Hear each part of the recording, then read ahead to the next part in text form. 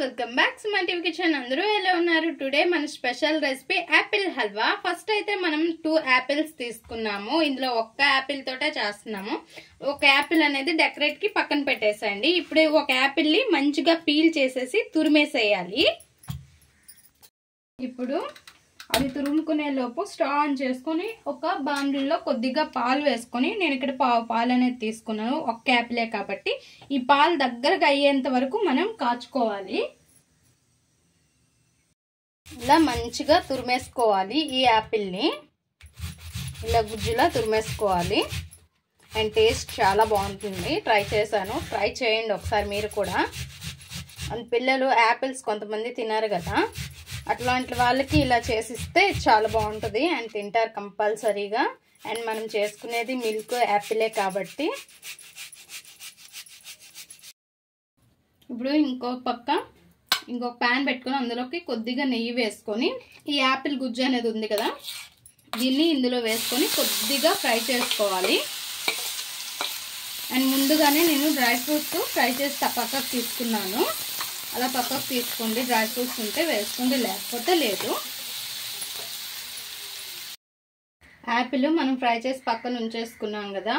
ఇప్పుడు ఈ పాలు అనేవి సగం అయ్యాయి. ఇప్పుడు షుగర్ అనేది వేసుకోవాలి. షుగర్ మీ టేస్ట్కి తగ్గట్టు వేసుకోండి. కొంచెం తక్కువగానే వేసుకోండి, మరీ ఎక్కువ వేసుకోవద్దు. యాపిల్ హల్వా కాబట్టి యాపిల్ కొంచెం స్వీట్గానే ఉంటుంది. అండ్ ఇంకా షుగర్ కరిగే వరకు ఇంకొంచెం థిక్గా అవ్వనివ్వాలి మిల్క్ అనేది. అండ్ దీని మీద మేగడ వస్తుంది కదా, అది మొత్తం ఈ పాలల్లో ఇలా కలిపేస్తూ ఉండాలి. పాలు ఇలా దగ్గరగా వచ్చినాక మన యాపిల్ అనేది వేసేసుకోవాలి, ఈ గుజ్జు అనేది.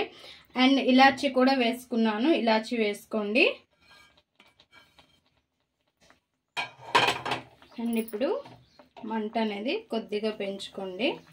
ఫస్ట్ నేను కొద్దిగా సిమ్లో పెట్టాను, పాలు పొంగిపోతున్నాయని. చూసారుగా ఫ్రెండ్స్, ఇందులో వాటర్ అంతా కూడా ఎగిరిపోయేదాకా మంచిగా కలుపుకొని, ఇంకా పాలు అనేవి మనకి ఇలా ముక్కలుగా ఇరుకుతూ ఉంటాయి. ఇలానే బాగుంటుంది. సో ఇలా అవుతుంది అనమాట. మనం యాపిల్ వేసేసిన తర్వాత ఇలా లాస్ట్లో నెయ్యి వేసుకొని ఒక్కసారి మిక్స్ చేసుకొని, ఇప్పుడు డ్రై ఫ్రూట్స్ మీ దగ్గర ఏవి ఉంటాయి వేసేసుకోండి. నేను జీడిపప్పులు చిన్న చిన్న ముక్కలుగా ఇలా కట్ చేసుకొని వేసుకున్నాను. ఇలా చిన్న చిన్న ముక్కలుగా కట్ చేసుకొని వేసుకోవాలి. జీడిపప్పు, బాదం పప్పు, పిస్తా పప్పు ఏది ఉన్నా వేసుకోవచ్చు, అది మన ఇష్టం. కిస్మిస్ అన్నీ. సో ఇంకెలా అయిపోయింది కదా, ఒక బౌల్లోకి సర్వ్ చేసుకుందాం. స్టవ్ ఆఫ్ చేసేసేయండి. చాలా చాలా టేస్టీగా ఉంటుంది.